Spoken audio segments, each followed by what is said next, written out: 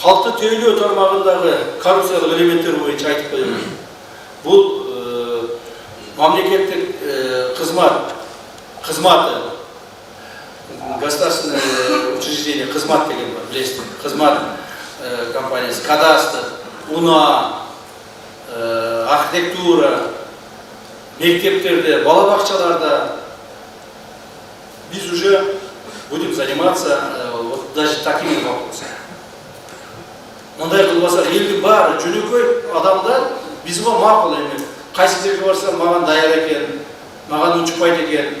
Же болмаса, мына сіздер барсаңар, любой УНАға барасың, қызматқа барасың, архитектураға барасың, же балабақшаға барасың, мектепке барасың, қой начальник УД келді, прокурор келді, же район әкімі келді де барын, ешқандай коррупциясы жоқ, ішін бүтір береді. Тура?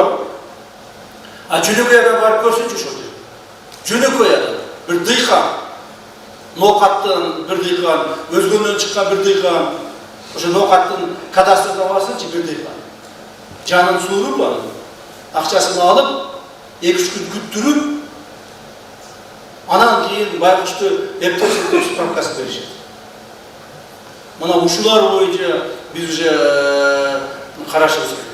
Елге жашнақай, коррупциясы жоқ, қызмат көрсеткен үйренішіміз керек. Оша кадастрға барсаң, кадастрда жөнөкөйле бір специалисттер отырады. Тура, мұны боларда специалист екен. Жөнөкөйле бір специалисттер отырады, адамды қинай береді.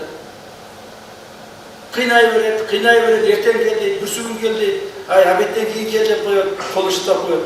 Ана байқұш, обедтен кейін отырып ыстықты. Обедтен кірейінсе баяғы жоқ. Кешкі сағат 5-ке шейін отырды, жұмысқа келмей қойды. Ана кетті қайда, ертесі күні дағы келді.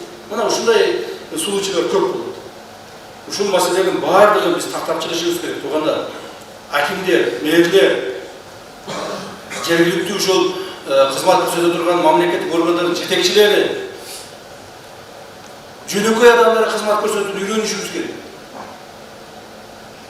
Дыйқандан, ошол жөнөкөй адамдан, ошолорду сыйлағанды үйренішіміз керек. Башқа айлабыз жоқ бізде. Мемлекет ондай албайбыз емес. Ошол отырған 500 адам ондай албайбыз. Ош облысында почти 1,5 миллион дейді. Ушул маселелерди карап чыгыңыздар. Мындан ары дагы усилдет келет. Коргоо органдары, милиция органдары, коопсуздук органдары, прокуратура органдары ушул маселелерди карагыла. Аны элдер жалоос этип келет. Туурабы? Айрыкча бизге арыз менен көп келген элдин арызын ушундай волокит этесиңер, адам сага кайрылганына бушайман жейт. Эмне отурабыз анан биз? Эмнеге мен бул жерде генерал болуп силерди башкарып атам? А сен болсо кыйын болуп мамлекеттик ушундай чоң зданиеде отурасың, мамлекеттик машинесин минип отурасың, а жөнөкөй келген адамды кыйнап атасың. Ушул маселелер көңүлгө бургулабы. Айрыкча милиция органдарында көп кайрылат. Начальник УВД, область, начальник УВД, города. Ар бир кайрылган адам керектүү, өзүнө керектүү кызматка алып кетиш керек да. Мына, например, биздин келиндерибиз, кыздарыбыз токмок жеп кайрылгандар көп. Туурабы? Жанагы домашний насилие дегендер бар. Ошолорго көңүл бурушубуз керек. Ар бирде көңүл бурулат. Макулбу? Айыл сен күлөңдөн урушупсуң, жарашып аласың деп тим койбосун. Ушул маселе көңүлгө көңүл бурулат. Жөнөкөй адамдар, бизде де жөнөкөй адамдар чыкканбыз, туурабы? Сиз атаңыз ким болуп иштеген? Шофер болуп иштеген. Шофер болуп иштеген. Вот көрүңүз, сиз атаңыз шофер болуп, айтыңыз ошо. Айдоочу болуп иштеген. Айдоочу, мына. Сиз атаңыз айдоочу болуп иштеген. А мен атам дыйкан болчу. Байкуш мен билем, атам бир справка алыш үчүн ошо айлык колхоз деп койду. Колхозго барып, отуруп печке бир справка койсо сүйүн жеді. Мен ошо эсимде бар. Мына справканы жазып беришти, алып келдим депчи.